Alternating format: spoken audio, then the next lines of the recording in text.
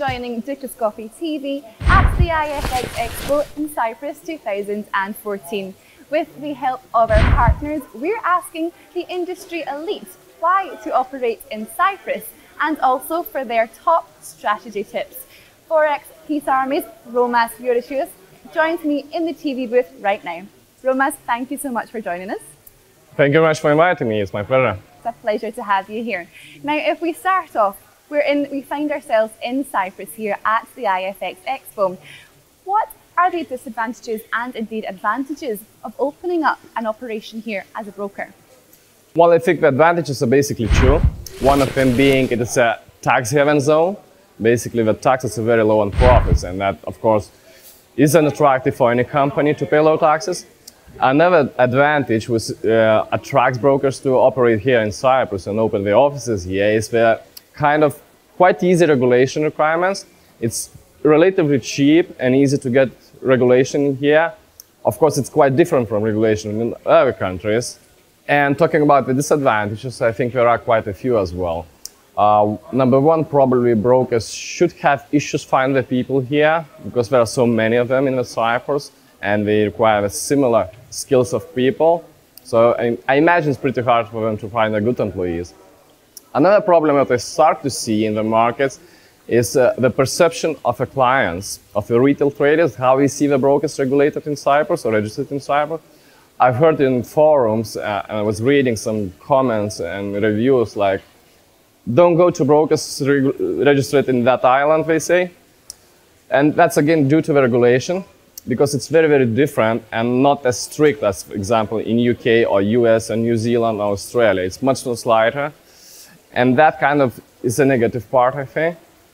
And it should change. Either the regulatory requirements will have to be more strict, or the market will start not to believe in them, I believe. Now, talking about the customer's side of things, what should a client consider really when they are thinking about opening up a Forex or a broker account? That's a very good question. And I think it comes down basically to three things. Number one is being the location, the physical location of the company. If you are a retail trader and if you are in a country that you trust, whether it is US, UK, New Zealand, Australia, Canada, open an account in your country. Because your country protects your laws of your country protects your account. In many of these countries, we have a law saying that if a broker or bank is gone, the government will pay you back 100,000, 200,000, it depends on the country.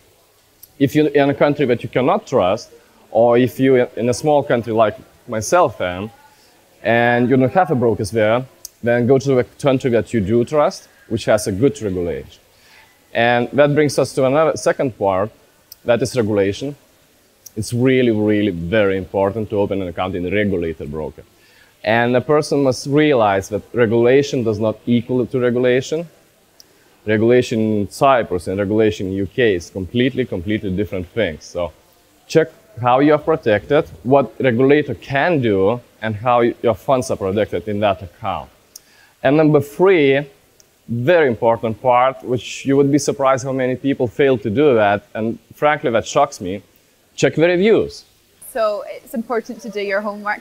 Now, one other thing, you've mentioned it, is social media, social networking. It really has revolutionized the way people go about their daily life, from sourcing information and also to, interacting, to doing trades, to doing different things. But how has it affected you, would you say? In this fast-moving world when communication is key, how do you adapt to this ongoing trend?